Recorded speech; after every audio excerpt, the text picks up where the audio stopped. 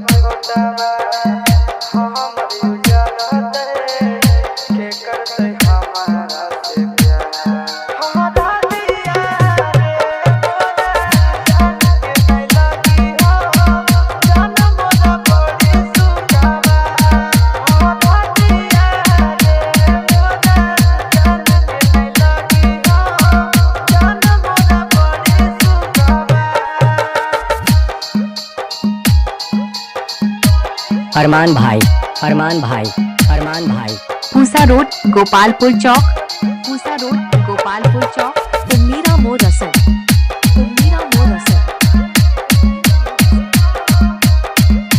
कि मेरा हर दिन तेरी हर रात से अच्छा होगा, मेरा इकरार तेरी इनकार से अच्छा होगा। अगर यकीन ना हो तो डोली से झांक कर देख लेना जालिम, मेरा जनाजा तेरी बारात से अच्छा होगा।